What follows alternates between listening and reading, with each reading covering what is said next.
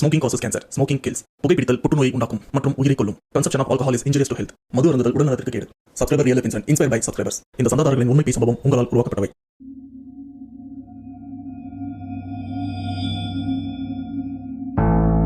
Hi வணக்கம், welcome to channel back to Raven. Subscriber real life இன்சிடென்ட்ல இன்னைக்கு நம்ம பார்க்க போற உண்மை சம்பவத்தோட ஆன்லைன் ஸ்டோரி கண்டிப்பா வேணாம்.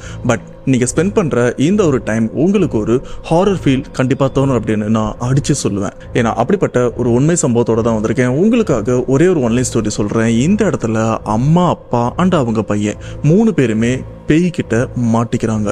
இப்படிப்பட்ட சூழ்நிலையில இந்த பிரச்சனைல இருந்து இவங்க வெளியில வந்தாங்களா இல்ல யாராச்சும் இதுல இறந்து போயிருக்காங்களா, இப்போதைய இவங்க நிலைமை என்ன அப்படின்னு ஒரு முழு விவரத்தோட தான் வந்திருக்கேன். ஸோ அதுக்கு முன்னாடி இந்த மாதிரி பேய் சம்பவம் உங்க லைஃப்ல நடந்திருக்கா? அப்படி நடந்ததுன்னா அது நீங்க என்கிட்ட ஷேர் பண்ணணும்னு நினைச்சீங்கன்னா டிஸ்பிளேல தெரியற இந்த வாட்ஸ்அப் நம்பருக்கு உங்க லைஃப்ல நடந்த அந்த பேய் சம்பவத்தை ஒரு வாய்ஸ் நோட்டா எனக்கு நீங்க ஷேர் பண்ணுங்க. அப்படி நீங்க ஷேர் பண்ணது உண்மை சம்பவம் உண்மையிலே த்ரில்லிங் அதனா கண்டிப்பா நம்ம சேனல்ல போஸ்ட் பண்றேன். ஸோ இப்போ வீடியோல போலாம். நீங்க நம்ம சேனல் போஸ்ட் மறக்காம சேனல் சப்ஸ்கிரைப் பண்ணுங்க, பெல் பட்டன் கிளிக் பண்ணுங்க. இப்போ நம்ம வீடியோல போலாம்.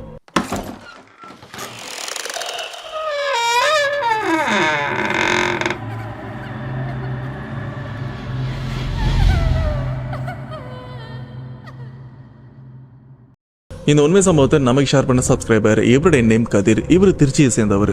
அண்ட் இந்த பேய் சம்பவம் கதிர் இவருக்கு நடக்கல, இவர் வீட்டுக்கு பக்கத்து வீட்டுல இருக்கிற ஒரு குடும்பத்துக்கு தான் நடந்திருக்கு. அந்த வீட்டுல தான் அம்மா, அப்பா அண்ட் அவங்களுடைய 10 வயசு பையனும் வந்துட்டு இருக்கான். 2 வருஷத்துக்கு முன்னாடி இவங்க 3 பேருமே அவங்க சொந்தக்காரங்கள ஒரு பையனுக்கு கல்யாணம் வச்சிருக்காங்க. பட் அந்த கல்யாணம் நடக்கிற அந்த இடம் பாத்தீங்கன்னா இவங்க ஊர்ல இருந்து ரொம்ப தூரம், சொல்ல போனா ஒரு 100 கிலோமீட்டர் வரைக்கும் இவங்க பயணம் பண்ணணும். அண்ட் அவங்க ரொம்பவே நெருங்கிய சொந்தக்காரங்க அப்படின்றதுனால கண்டிப்பா அந்த ஃபங்க்ஷனை நம்ம மிஸ் பண்ணக்கூடாது அப்படின்னு இந்த அம்மா, அப்பா அண்ட் அவங்களோட 10 வயசு மகன் இவங்க 3 பேருமே அந்த கல்யாணத்துக்கு முந்தின நாளே கிளம்பிடுறாங்க. அண்ட் கல்யாண ஃபங்க்ஷனை அட்டன் பண்றாங்க. நல்லபடியா கல்யாணமும் முடியுது. அண்ட் கல்யாணம் நடந்து முடிஞ்சதுக்கு அப்புறம் பையன், பொண்ணு இவங்க 2 பேரையும் கூட்டு போயிட்டு பொண்ணு வீட்டுல சேர்த்துட்டு அப்படியே சொந்தக்காரங்க வீட்டுல இருந்துட்டு அங்க இருந்து இவங்க கிளம்புறதுக்கு கொஞ்சம் லேட் ஆயிருது. அதாவது நைட் டைமும் வருது. ஆனா என்ன நைட் ஆனாலும் கிளம்பிடலாம் அப்படின்னு இவங்களும் அந்த ஊர்ல இருந்து பஸ் பிடிச்சு திருச்சியில இருக்கிற இவங்க கிராமத்துக்கும் வந்துடுறாங்க. பட் இவங்க கிராமத்துல இருந்து இவங்க வீட்டுக்கு நடந்து போற அந்த தொலைவும் கொஞ்சம் தூரம் தான். ஏன்னா இவங்க நடு ராத்திரியில இவங்க வீட்டுக்கு வந்து சேர்ந்ததுனால அந்த நைட் டைம்ல மினி பஸ் எதுவுமே வராது, ஆட்டோ கூட எதுவுமே வராது. ஸோ ரொம்ப தூரம் இவங்க வீட்டுக்கு நடந்துதான் போக வேண்டிய ஒரு சூழ்நிலைக்கு தள்ளப்படுறாங்க.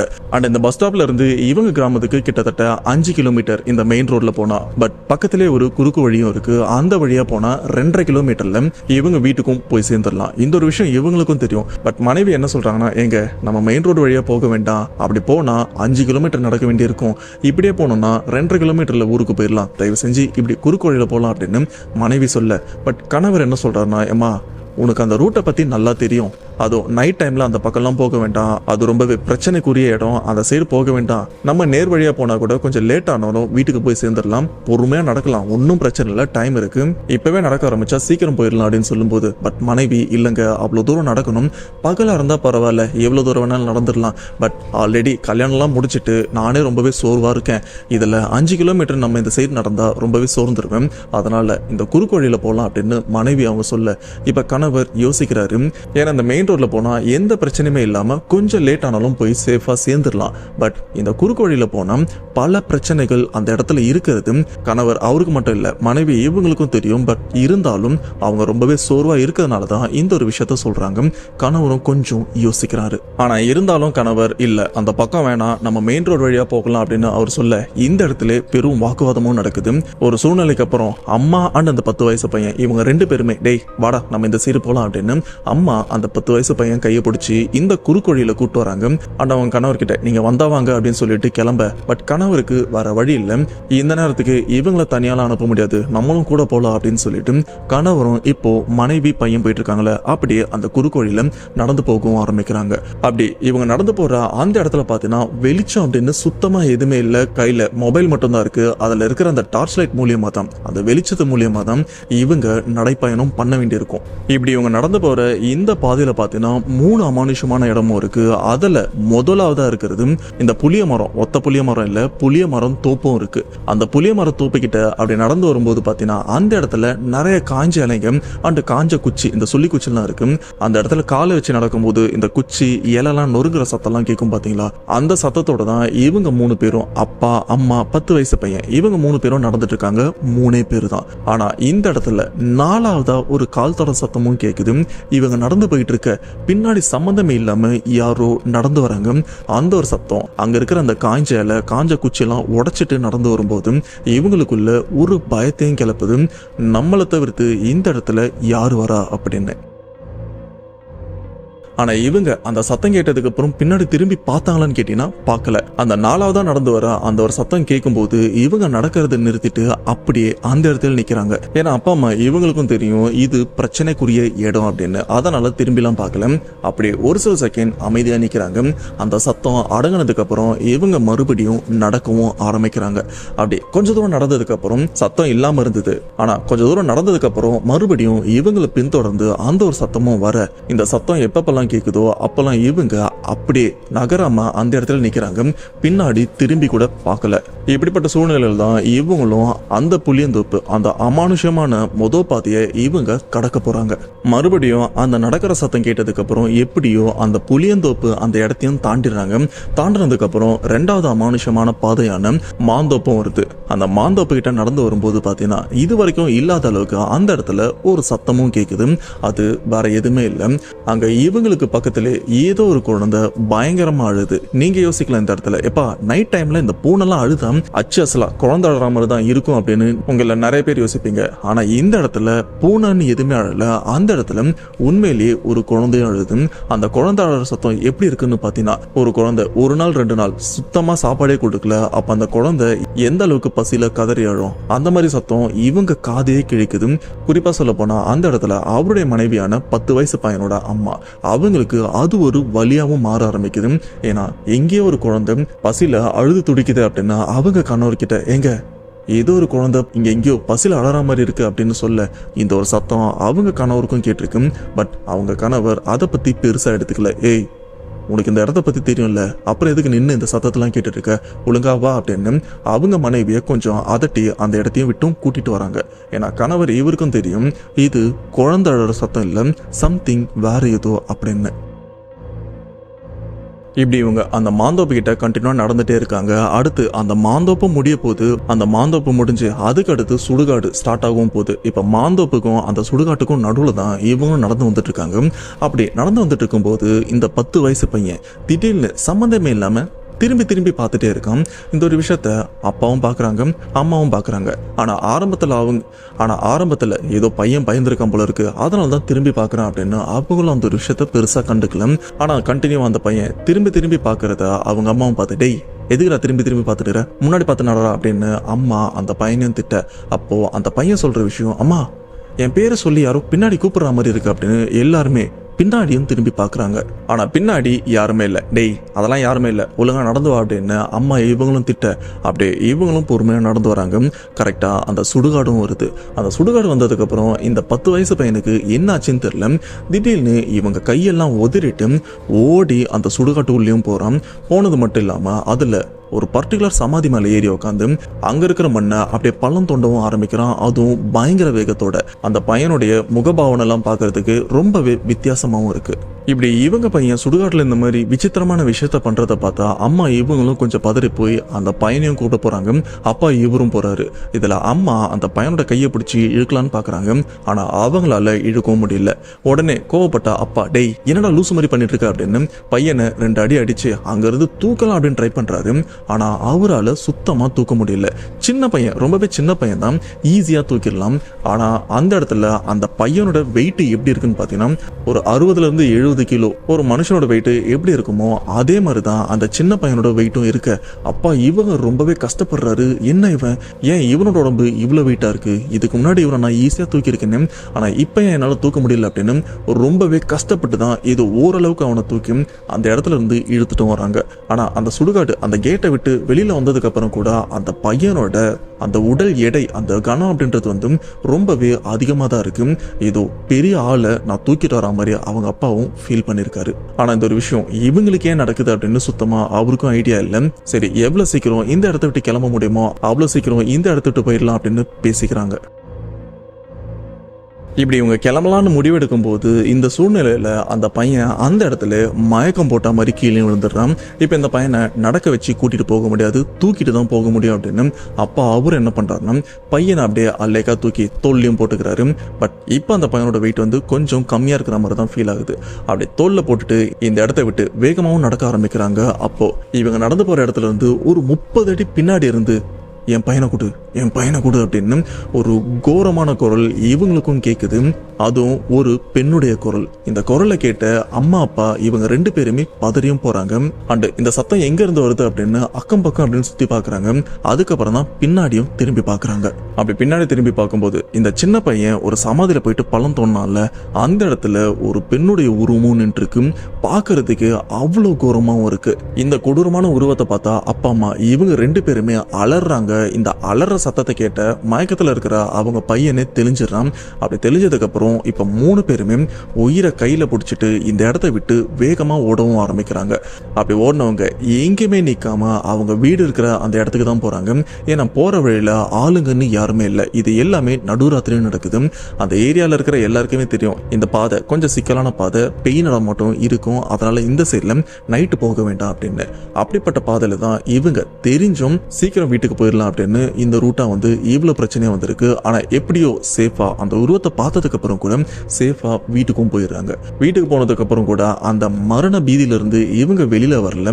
கொஞ்ச நேரம் அந்த ஷாக்கிங்ல அப்படியேதான் இருக்காங்க. அதுக்கப்புறம் சரி இதெல்லாம் யோசிச்சுட்டு இருக்க வேண்டாம், தூங்கலாம் அப்படின்னு சொல்லிட்டு அப்பா அம்மா பையன் இவங்க 3 பேருமே கை கால் மூஞ்செல்லாம் கழுவிட்டு படுத்து தூங்கலான்னு முயற்சி பண்றாங்க. அப்பா பையன் இவங்க தூங்கிடுறாங்க.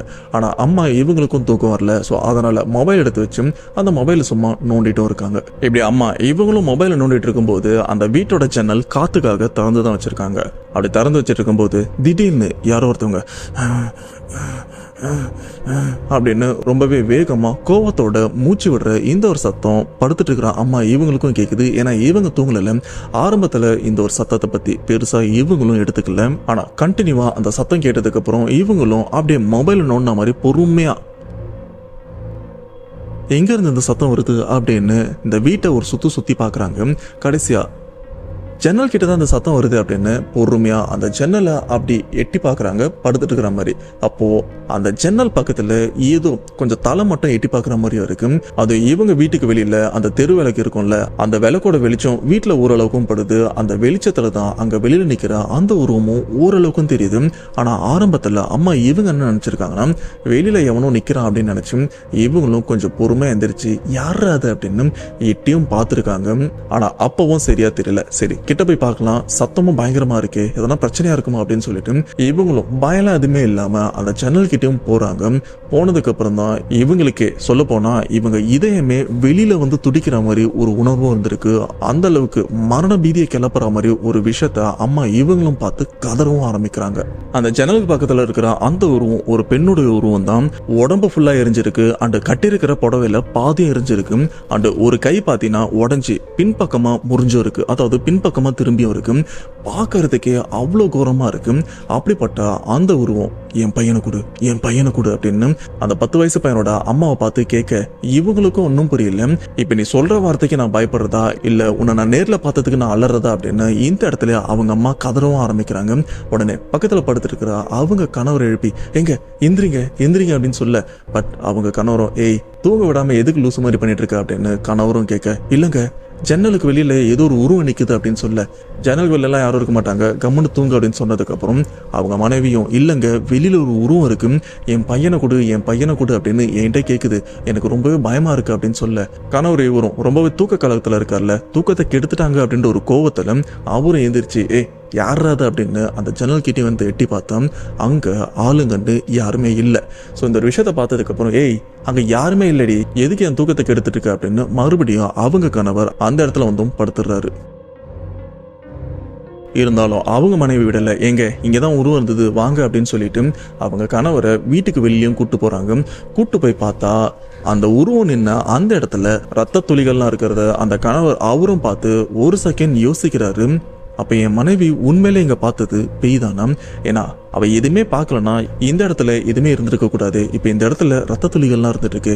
ஒருவேளை உண்மையா தான் இருக்குமோ? சரிம்மா, நீ அதை பத்தி எதுவும் யோசிக்காத, ஏதா இருந்தாலும் காலையில பாத்துக்கலாம், இப்ப அமைதியா தூங்கு அப்படின்னு சொல்லிட்டு அவங்க மனைவிய வீட்டுக்குள்ளேயும் கூட்டு வந்துடுறாரு. இப்படி பொழுது விடியுது. பொழுது விடிஞ்சதுக்கு அப்புறம் இந்த வீட்டுல அந்த 10 வயசு பையன் இருக்கான்ல, அவனுக்கு பயங்கரமா ஜுரமும் வருது. என்னடா இது, அம்மா இவங்க தான் உருவத்தை பார்த்தாங்க, அப்பா அந்த உருவம் இருந்த மாதிரி ஃபீல் பண்ணிருக்காரு. ஆனா அந்த உருவத்தை பார்க்காத பையன் இவனுக்கு ஏன் ஜுரம் வந்ததுன்னு கேட்டீங்கன்னா, அதுக்கு முன்னாள் நைட்டு அந்த சுடுகாட்டுல வரும்போது ஏதோ ஒண்ணு இந்த 10 வயசு பையன் இவன் பேரை சொல்லியும் என் கூட வா அப்படின்னு கூப்பிட்டுருக்கோம்ல. அது மட்டும் இல்லாம நைட் அந்த உருவத்தை இவங்களும் பார்த்துருக்காங்க. அதோட பாதிப்புல தான் இப்ப அந்த பையனுக்கு ஜுரமும் வந்திருக்கு. அதுவும் ஜுரம் ரொம்பவே அதிகமா வந்ததுனால பையனை கூட்டிட்டு ஹாஸ்பிட்டலுக்கும் போறாங்க. ஊசிலாம் போடுறாங்க. அண்ட் நல்லா ரெஸ்ட் எடுத்தா தான் சரியாகணும் அப்படின்னு சொல்லியிருக்காங்க. அதுக்கேற்ற மாதிரி அன்னைக்கு ஹாஸ்பிட்டல்லாம் கூட்டு போயிட்டு நைட் அந்த பையனை சாப்பிட்டு நல்லா தூங்கவும் வைக்கிறாங்க. அண்ட் அம்மா அப்பா இவங்களும் மற்ற வேலையெல்லாம் முடிச்சுட்டு வழக்கம் போல வந்து தூங்குறாங்க. அப்படி அந்த நடுராத்திரி இவங்க தூங்கிட்டு இருக்கும் போது திடீர்னு இவங்க இருக்கிறது ஒரு ஓட்டு வீடு தான். அந்த ஓட்டு வீட்டு மேலே நின்று யாரோ டம்முன்னு அடிச்சு அங்க இருக்கிற ஓடெல்லாம் உடைக்கிற மாதிரி ஒரு சத்தமும் கேட்குது. இந்த சத்தத்தை கேட்ட கணவர் இவரும் தூக்கத்துல இருந்து எந்திரிக்கிறாரு. எவனோ ஒருத்தன் குடிகாரம் போல இருக்கு, மேலே ஏறி ஏதோ பண்ணிட்டு இருக்கான் அப்படின்னு அவர் என்ன பண்றாருன்னா, எந்திரிச்சு வீட்டுல ஏதாச்சும் கம்பு கத்தி ஏதாச்சும் இருக்கான்னு பார்த்தா ஒரு பெரிய கம்பு தான் இருக்கு. அதை எடுத்துட்டு வீட்டுக்கு வெளியிலயும் போறாரு. இன்னைக்கு அவனை பொழந்து கட்டுறேன் அப்படின்னு. அப்பா இவரும் வீட்டுக்கு பின்பக்கம் வந்திருக்காரு. பின்பக்கம் வந்து பார்த்தா வீட்டு ஓட்டுக்கு மேல ஏதோ ஒண்ணு உட்காந்துட்டு இருக்கு. டேய் எவன்டா அது, கீழே இறங்கடா அப்படின்னு கூப்பிட, அப்போ இவ்வளவு நேரம் அந்த ஓட்டை உடைச்சிட்டு இருந்த அந்த உருவம் அப்படியே பொறுமையா கீழே இருக்கிற அந்த பையனோட அப்பா அவரும் திரும்பி பார்க்குது. அப்படி திரும்பி பார்த்ததுக்கு அப்புறம் தான் கீழே இருக்கிற அப்பா இவரும் அலறவும் ஆரம்பிக்கிறாரு. தெரியாத நம்ம வீட்டை விட்டு வெளியில வந்துட்டேன் அப்படின்னு. ஏன்னா இதுக்கு முன்னாள் நைட்டு அவங்க மனைவியும் ஒரு உருவத்தை பார்த்தா சொல்லியிருப்பாங்களே, ஒரு பெண்ணோட உருவம் மூஞ்செல்லாம் எரிஞ்சும் இருக்கும், உடம்பு ஃபுல்லா எரிஞ்சு புடவெல்லாம் எரிஞ்சு ஒரு கை உடஞ்சி பின்பக்கமா இருக்கும். அப்படிப்பட்ட உருவம் தான் இங்க இருந்தது அப்படின்னு. சேம் அவங்க மனைவி எந்த அளவுக்கு அந்த உருவத்தை விவரிச்சாங்களும் அப்படிப்பட்ட உருவம் தான் இப்ப இவங்க வீட்டு மேலேயும் உட்கார்ந்துட்டு இருக்கு. அது ஒரு கோபத்தோட பையனோட அப்பா இவரையும் திரும்பி முறைச்சு பாக்குது. அண்ட் மேல இருக்கிற அந்த உருவம் அந்த ஓட உடைக்கிறதுக்கு ட்ரை பண்ணுதா இல்ல உடைச்சு அந்த வீட்டுக்குள்ள போலான்னு ட்ரை பண்ணுதான்னு தெரியல. பட் ஏதோ அந்த வீட்டு மேல உட்காந்து உடைக்கிறத மட்டும் இவரும் பார்த்து பயந்துருக்காரு. இதுக்கப்புறம் அப்பா இவரும் சைலண்டா வீட்டுக்குள்ளேயே வந்துடுறாரு. வீட்டை விட்டு வெளியில போக வேண்டாம், ஏன்னா வெளியில அகைன் வந்தா என்ன வேணாலும் நடக்கலாம் அப்படின்னு வீட்டுக்குள்ள அம்மா அப்பா 10 வயசு பையன் இவங்க 3 பேருமே ஒரு மரண பீதியோட அந்த வீட்டுக்குள்ளேயும் அடைஞ்சிருக்காங்க. அண்ட் இவங்க இருக்கிற கிராமத்துல வீடு பக்கத்துலாம் இல்ல, கொஞ்சம் தள்ளி தான் இருக்கிறதுனால நைட் டைம்ல வெளியில வர வேண்டாம் அப்படின்னு இவங்களும் வீட்டுக்குள்ளேயும் போயிடுறாங்க. நைட்டு ஃபுல்லா அந்த ஒரு சத்தத்தோட தான் அவங்களும் தூங்க முடியாம ரொம்பவே கஷ்டப்பட்டு இருக்காங்க. இப்படி கொஞ்சம் பொழுது விடிஞ்ச உடனே அந்த சத்தம் அந்த பேய் நடமாட்டம் அந்த இடத்துல இல்லைன்னு தெரிஞ்சதுக்கு அப்புறம் தான் இவங்களும் கொஞ்சம் தூங்குறாங்க. அப்படியே பொழுதும் விடியுது. பொழுது விடிஞ்சதுக்கு அப்புறம் மறுபடியும் அவங்க வேலையெல்லாம் பாக்குறாங்க. பார்த்ததுக்கு அப்புறம் அப்படியே அன்னையோட அந்த இரவும் வருது. இப்போ இவங்க யோசிக்கிற விஷயம், இதுக்கு முந்தைய 2 நாள் நம்ம வீட்டுல என்னென்னோ நடந்தது, அந்த உருவத்தையும் நம்ம பார்த்துட்டோம், இந்த 3வது நாள் என்ன நடக்க போகுதுன்னு தெரியல அப்படின்னு ஒரு மரண பீதியோட இருக்கிற எல்லா கதவையும் டைட்டா மூடிட்டு அந்த வீட்லயும் படுத்துட்டு இருக்காங்க. பேருக்கு தான் இவங்க படுத்துட்டு இருக்காங்க, ஆனா தூக்கம் சுத்தமா வரல. அப்படி படுத்துட்டு இருக்கும்போது பாத்தீங்கன்னா அந்த நடுராத்திரி இவங்க வீட்டு கதவை தட்டலாம் இல்ல, யாரோ டம்முன்னு உடைச்சு அந்த கதவை உடைக்கிறதுக்கு முயற்சி பண்ற மாதிரி வெளியில இருந்து ஏதோ ஒரு சக்தி கோவத்தோட நடந்துட்டு இருக்கு. வீட்டுக்குள்ள இருக்கிற அம்மா அப்பா பையன் இவங்க பயங்கரமா பயப்படவும் ஆரம்பிக்கிறாங்க, உள்ளுக்குள்ளேயே கதறவும் ஆரம்பிக்கிறாங்க.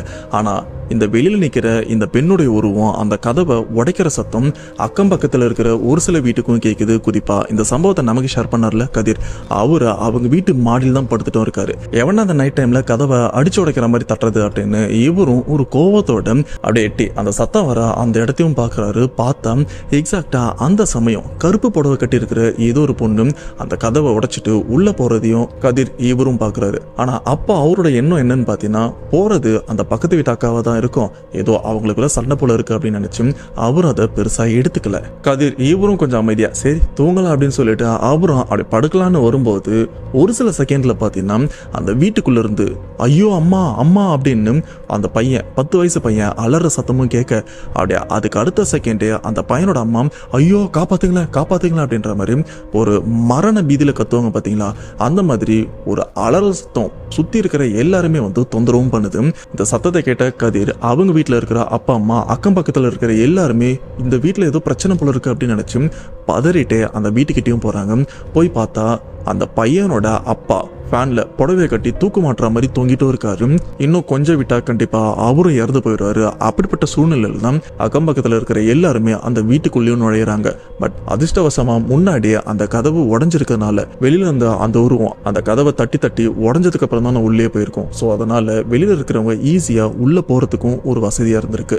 எப்படியோ அந்த 10 வயசு பையனோட அப்பாவையும் காப்பாத்திடுறாங்க. காப்பாத்துறதுக்கு அப்புறம் அந்த பையனோட அம்மா கிட்டயும் ஏம்மா என்ன பிரச்சனை அப்படின்னு அக்கம் பக்கத்துல இருக்கிறவங்க கேட்கும்போது தான் அவங்க சொல்றாங்க, என்னன்னு தெரியலங்க, நல்லா தான் தூங்கிட்டு இருந்தோம், திடீர்னு எங்க வீட்டுல யாரோ கதவை தட்டுற சத்தமும் அந்த கதவை அடிச்சு உடைக்கிற சத்தமும் கேட்டுது. அதுக்கப்புறம் கருப்பா ஒரு புடவை கட்டிட்டு ஏதோ ஒரு பெண் உள்ளே வந்தாங்க. உள்ள வந்த கொஞ்ச நேரத்திலே பார்த்தீங்கன்னா என் கணவர் நாக்க கடிச்சிட்டு அப்படியே கண்ணெல்லாம் ஒரு மாறி வச்சுட்டு கோவத்தோட கத்தவும் ஆரம்பிச்சாரு. கத்தனது மட்டும் இல்லாம என்ன பயங்கரமா அடிக்கவும் ஆரம்பிச்சாரு. அடிச்சு என்ன தள்ளிட்டு அவரும் என் புடவை எடுத்து ஃபேன்ல மாட்டி தூக்கு போட்டு தொங்கவும் ஆரம்பிக்கிறாரு. அடிப்பட்ட கீழே விழுந்தனா என்னால எந்திரிச்சு எதுவுமே பண்ண முடியல, அதனால தான் கத்த ஆரம்பிச்சேன் அப்படின்னு சொல்லும்போது அப்ப கதிர் இவரும் கேட்கிறாரு, அக்கா யாரோ ஒருத்தவங்க உங்க வீட்டை கதவை தட்டி கருப்பு கலர் புடவை கட்டிட்டு உள்ள போனாங்களே, ஆமா அது யாரு அப்படின்னு கேட்கும்போது, எப்பா அதனாலதான்ப்பா பிரச்சனை வந்தது. 3 நாளைக்கு முன்னாடி சொந்தக்காரங்க வீட்டுல கல்யாணம் அப்படின்னு போயிட்டு வந்தோம். போயிட்டு நம்ம ஊருக்கு வந்ததுக்கு அப்புறம் உங்களுக்கே தெரியும் நைட்டு நம்ம ஊருக்கு பஸ் இருக்காது. அந்த பஸ் ஸ்டாப்ல இருந்து வீட்டுக்கு வரதுக்கு 5 கிலோமீட்டர், மெயின் ரோடா வந்தா 5 கிலோமீட்டர், இதே குறுக்கு வழியா வந்தா 2.5 கிலோமீட்டர்ல வந்துடலாம். ஆனால் அந்த குறுக்கு வழியை பத்தியும் உங்களுக்கு தெரியும். நான் தான் என் கணவர் எவ்வளவு சொல்லியும் கேட்காம மெயின் ரோடு வழியா போகாம அந்த 2 தோப்பு சுடுகாடு அந்த இடத்த தாண்டி வரும்போது அங்க என்னென்னோ பிரச்சனைலாம் நடந்ததுப்பா. அந்த சுடுகாட்டுல ஒரு எரிஞ்ச போன உருவத்தையும் பார்த்தோம். அதுல இருந்து தான் எங்க வீட்டுல இவ்வளவு பிரச்சனை. வந்த 3 நாளும் பயங்கர தொந்தரவா இருந்துட்டு இருக்கு. நான் தான்ப்பா தப்பு பண்ணிட்டேன். என் கணவர் அப்பவே சொன்னாரு இந்த வழியா போக வேண்டாம் அப்படின்னு. நானும் சோர்வா இருக்கேன், நடக்கிறதுக்கு சோம்பேறித்தனப்பட்டு இந்த சைட்ல அவர் கூட்டு வந்து இப்ப குடும்பத்தை பிரச்சனை மாட்டி விட்டேன் அப்படின்னு பயங்கரமா கதறி அழவும் ஆரம்பிக்கிறாங்க. கொஞ்ச நேரத்துல அவங்க கணவர் தூக்கு போட்டார்ல, அவரு கொஞ்சம் மயக்க நிலைமையில தான் இருந்துட்டு இருக்காரு. அந்த மயக்கத்துல இருந்து தெளிறாரு. தெளிஞ்சதுக்கு அப்புறம் அவருக்கு அந்த இடத்துல என்ன நடந்ததுன்னே ஞாபகம் இல்லை. சுத்தி எல்லாரையும் பார்த்துட்டு அவரும் கொஞ்சம் வியப்பா பாக்குறாரு. அதுக்கப்புறம் தான் நடந்த விஷயத்த சொல்றாங்க. அப்பதான் இவருக்கு அதுக்கு முன்னாடி கதவெல்லாம் தட்டிட்டு ஏதோ ஒன்று உள்ள வந்திருக்கும்ல, ஸோ அது கூட கனெக்ட் பண்ணி பார்க்கும்போது நம்மளை தான் அந்த பேய் பொசஸ் பண்ணியிருக்கு அப்படின்னு அவருக்கும் தெரிய வந்திருக்கு. அப்போ கணவர் அவருக்கு விஷயம்லாம் தெரிஞ்சதுக்கு அப்புறம் சரி என் பையன் எங்க அப்படின்னு சுத்தி பார்க்கும்போது அந்த இடத்துல அவங்க பையனையும் காணும்.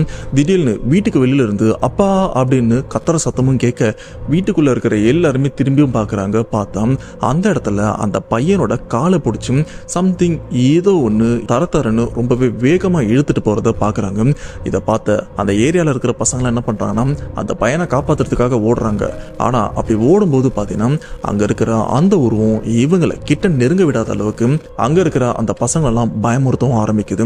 கடைசியா அந்த பையனை காலை பிடிச்சு இதுக்கு முன்னாடி நைட் டைம்ல ஒரு சுடுகாடு கிட்ட வந்திருப்பாங்களே அந்த சுடுகாட்டு கிட்டையும் தரன்னு இழுத்துட்டும் போயிருது. உடனே அந்த 10 வயசு பையனோட அப்பா ஒரு சில பேர் என்ன பண்றாங்கன்னா இதை நாம இப்படியெல்லாம் சரி பண்ண முடியாது, நம்ம ஊர் காளியம்மன் கோவில் பூசாரியும் இருக்கார்ல அவரை கையோட கூட்டு வந்துடலாம், அவர் வந்தாருன்னா இந்த ஒரு விஷயத்துல இருந்து உன் பையனை காப்பாற்ற முடியும் அப்படின்னு சொன்னதுக்கு அப்புறம் டைரக்டா அந்த பூசாரியை பார்க்க போறாங்க. அந்த பூசாரியை பார்த்த உடனே பூசாரி கிட்ட எந்த விஷயமும் சொல்லலான்னு வரும்போது பூசாரிக்கு கிளியரா தெரிஞ்சிச்சு, எனக்கு தெரியும் நீங்க எதுக்கு வந்திருக்கீங்க அப்படின்னு. உன் பையனை ஒரு ஆன்மாதான் எடுத்துட்டு போயிருக்கு, அதுவும் அந்த சுடுகாட்டு தானே அப்படின்னு நடந்த எல்லா விஷயத்தையுமே அப்படியே புட்டு வைக்கிறாரு. அப்புறம் நீங்க நினைக்கிற மாதிரி அது சாதாரணமான ஆன்மா இல்லப்பா, அது ஒரு ரத்த காட்டேரி. சுமாரா 7 வருஷத்துக்கு முன்னாடி இந்த வழியா ஒரு கர்ப்பிணி பெண்ணும் போயிருந்தாங்க. அண்ட் அவங்க உடம்புல நிறைய இந்த தங்க ஆபரணங்கள் எல்லாம் போட்டுட்டு இருந்தாங்க. ஆனா அந்த சைட்ல இந்த வழிப்பறி அதிகமா இருந்திருக்கு. இந்த பெண் தெரிஞ்சோ தெரியாமலோ அந்த வழியா தனியா போயிருக்காங்க. அப்படி போற இடத்துல இந்த வழிப்பறி ஆளுங்களும் வந்திருக்காங்க. இவங்க கிட்ட இவ்வளவு நகை இருக்கிறத பார்த்துட்டு எப்படியாச்சும் இதெல்லாம் அபகரிக்கணும் அப்படின்னு அந்த பெண் கிட்ட போயிட்டு பிரச்சனை பண்ணவும் ஆரம்பிச்சிருக்காங்க. அந்த பெண்ணும் அதெல்லாம் கொடுக்குற மாதிரி இல்லை. ஆனா ஒரு லெவலுக்கு அப்புறம் அந்த பெண்ணை அடிச்சு அவங்க உடம்புல இருக்கிற தங்க ஆபரணங்கள் எல்லாத்தையுமே எடுத்திருக்காங்க. அவங்க அடிச்சதுல அந்த இடத்துல அந்த பெண் இறந்தும் போயிட்டு இருக்காங்க. ஆனா இறந்ததுக்கு அப்புறம் கூட அந்த பெண்ணுடைய ஆன்மா தன்னுடைய குழந்தைய எப்படியாச்சும் காப்பாற்றணும் அப்படின்னு முயற்சியும் பண்ணியிருக்கு. ஏன் இறந்ததுக்கு அப்புறம் கூட அந்த ஆன்மாவோட எண்ணம் என்னன்னா, நான் இறந்து போயிட்டேன் ஆனா என் குழந்தை இன்னும் இறக்கல, என் குழந்தை இன்னும் உயிரோட தான் இருக்கு அப்படின்னு இப்பவும் நினைச்சிட்டு இருக்கு. சொல்ல போனா அம்மா இறந்த அப்பவே அந்த குழந்தை இறந்து போயிருச்சு. ஆனா இது அந்த ஆன்மாக்கு தெரியல. அந்த சம்பவத்துல இருந்து அந்த வழியா யாரு இந்த சின்ன பசங்க யார் யாரெல்லாம் போறாங்களோ அவங்கெல்லாம் ஏன் குழந்தை அப்படின்ற மாதிரி அங்க இருக்கிற அந்த ரத்த காட்டேரி பல குடும்பத்துல இந்த மாதிரி தொந்தரவுகள்லாம் பண்ணிருக்கு. இது மட்டும் இல்லாம அதை பாக்குற குழந்தையெல்லாம் தான் குழந்தை அப்படின்னு நினைச்சு கூட்டிட்டு போறதுதான் அதோட நோக்கமாவும் இருந்திருக்கு. இதனால பல பேர் பாதிக்கவும் பட்டிருக்காங்க. ஆனா இந்த ஒரு விஷயம் உங்க கிராமத்துல நடக்கிறது இதுதான் முதல் தடவை. உங்க கிராமத்தை சுத்தி இருக்கிற மத்த கிராமத்துல ஒரு சில பசங்களும் இந்த மாதிரி காணாமலும் போயிருக்காங்க, இறந்தும் போயிருக்காங்க. ஆனா உங்க கிராமத்துல உன் பையன் தான் முதல் ஆளுன்னு சொன்னதுக்கு அப்புறம் இங்க இருக்கிற அந்த 10 வயசு பையனோட அப்பாவுக்கு என்ன சொல்றதுன்னே புரியல. ஏன்னா பூசாரி சொல்லியிருக்காருல காணாம போயிருக்காங்க, ஒரு சில பேர் இறந்து போயிருக்காங்க அப்படின்னு. அப்படியே அந்த லிஸ்ட்ல என் பையனும் வந்துருவானோ அப்படின்னு பயப்பட ஆரம்பிக்கிறாரு. சரியா, இப்ப இந்த பிரச்சனைல இருந்து என் பையனை எப்படி காப்பாத்துறது அப்படின்னு அந்த பையனோட அப்பா பூசாரி கிட்ட கேட்க, அப்ப அந்த பூசாரி சொல்ற விஷயம் இங்க இருந்து நம்மளால எதுவுமே பண்ண முடியாது, அந்த பிரச்சனை இருக்கிற அந்த இடத்துக்கு நாம போகலாம் அப்படின்னு. இப்ப இங்க அந்த பையனோட அப்பா இந்த சம்பவத்தை நமக்கு ஷேர் பண்ணார்ல கதிர், இவரு பூசாரி ஒரு சில பேர் எல்லாருமே இப்போ அந்த ஆன்மா இல்ல அந்த ரத்த காட்டி இருக்கிற அந்த இடத்துக்கும் கிளம்பி போயிட்டு இருக்காங்க. அது எக்ஸாக்டா எங்க போறாங்கன்னா அந்த சுடுகாட்டுக்கிட்ட தான் போறாங்க. ஃபர்ஸ்ட் அந்த பையன் ஒரு சமாதி மேலே ஏறி அந்த இடத்துல பள்ளம் தோண்டிருப்பான்ல அந்த இடத்துக்கு தான் இவங்களும் போறாங்க. போய் பார்த்தா ஒரு பேரதிர்ச்சி என்னன்னா, இப்போ அந்த பையனோட காலை பிடிச்சி இந்த சுடுகாட்டுக்கு வலிச்சிட்டு வந்த அந்த ஆன்மா அந்த பையனை இங்க தூக்கி போட்டுதா இல்ல என்ன பண்ணுச்சுன்னு தெரியல. அங்க இருக்கிற ஒரு சமாதி கிட்ட தலைகீழ அந்த பையனும் விழுந்து கிடக்குறான். கால் மேல இருக்கு, தலை கீழே இருக்கு. இந்த மாதிரி சூழ்நிலையில பையனை இப்படி பார்த்ததுக்கு அப்புறம் அப்பா இவர் என்ன பண்றாருன்னா அந்த பையனை போய் காப்பாத்தலாம்னு கிட்ட போறாரு. ஆனா அங்க இருக்கிற ஆன்மா இங்க இருக்கிற யாரையுமே கிட்ட வரதுக்கு அனுமதிக்கவே இல்லை. எல்லாருமே அந்த அளவுக்கு பயங்கரமா பயமுறுத்துது. அப்ப அந்த பூசாரி என்ன பண்றாருன்னா, உங்களால அவ்வளவு ஈஸியா அந்த ஆன்மா கிட்ட எல்லாம் போக முடியாது, கிட்ட போயிட்டு அந்த பையனையும் காப்பாற்ற முடியாது, கொஞ்சம் இருங்கன்னு சொல்லிட்டு அந்த பூசாரியும் அந்த இடத்துல காளியம்மாவை நல்லா வணங்குறாரு.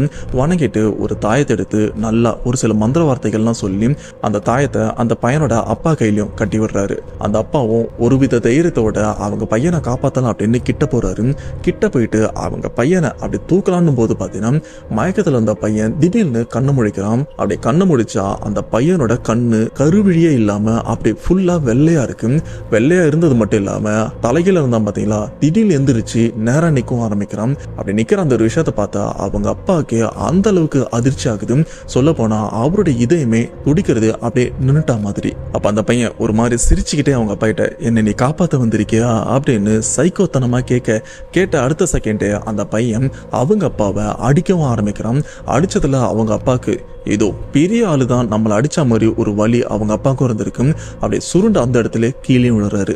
இந்த விஷயத்தெல்லாம் பார்த்த பூசாரி அவரும் தெளிவா சொல்லிடுறாரு, இப்போதைக்கு இந்த இடத்துல உன் பையனை காப்பாத்துறது ரொம்பவே கஷ்டம். ஏன்னா உன் பையனை காப்பாத்திடலாம் அப்படின்ற நம்பிக்கையில தான் நானும் இந்த இடத்துக்கு வந்தேன். இங்க வந்ததுக்கு அப்புறம் தான் இந்த ஆன்மாவோட முழு பலமும் தெரியுது. இப்ப உன் பையனை காப்பாத்தணும்னா ஒரே வழிதான், இந்த இடத்துல இருந்து எப்படியாச்சும் உன் பையனை காளியம்மா கோயிலுக்கு கூட்டு போனா மட்டும்தான் அவனை காப்பாற்ற முடியும். ஏன்னா அந்த இடத்துல அந்த ஆன்மாவோட சக்தி செயலிழந்து போயிடும். அப்படி சக்தி செயல்ல இருந்தாலும் அந்த அளவுக்கு சக்தி அதிகமா இருக்காது. ஸோ அதை ஈஸியா நாம கட்டுப்பாட்டு கொண்டு வந்துடலாம் அப்படின்னு சொல்லும் போது பையனோட அப்பாவும் சரிப்போ சரியா எப்படி என் பையனை கூட்டு போறது, அதான் கிட்ட போனாலும் இந்த மாதிரி பண்றானே அப்படின்னு சொல்ல, நீங்க என்ன பண்ணுவீங்களோ ஏது பண்ணுவீங்களோன்னு தெரியாது, உன் பையனோட நடு உச்சி முடி இருக்குல்ல அதை மட்டும் பிச்சு எடுத்துட்டு வந்துருங்க, அதை வச்சு அந்த ஆன்மாவை கண்ட்ரோல் பண்ணி இந்த இடத்த விட்டு நம்ம இடத்துக்கு கூட்டு போயிடலாம் அப்படின்னு சொல்லும் போது அப்பா இவருக்கும் என்ன பண்றதுன்னு தெரியல, எப்படி அந்த உச்சி முடி எடுக்கிறதுன்னு யோசிக்கும் போது அங்க சுத்தி இருக்கிற ஒரு சில பேர் வாங்க என்னாலும் பார்த்துக்கலாம் அப்படின்னு சொல்லிட்டு இந்த சம்பவத்தை நமக்கு ஷேர் பண்ண கதிர் அந்த மத்த எல்லாருமே சேர்ந்து அந்த பையனை அப்படியே குண்டு கட்டா பிடிச்சிக்கிறாங்க. பிடிச்சது மட்டும் இல்லாம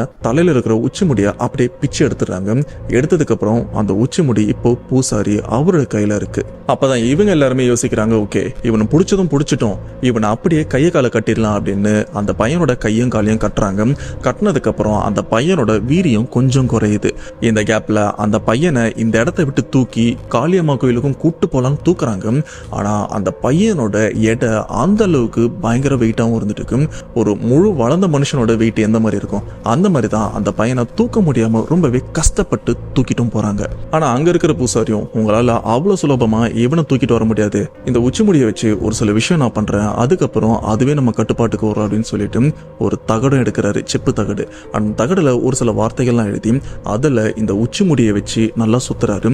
சுத்திட்டு அந்த இடத்துல அந்த ஆன்மாவை கண்ட்ரோல் பண்ற மாதிரி ஒரு சில விஷயங்கள்லாம் பண்றாரு. பண்ணிட்டு ஒழுங்கா என் கட்டுப்பாட்டுக்கு வா அப்படின்னு அந்த ஆன்மாவை மிரட்டவும் ஆரம்பிக்கிறாரு.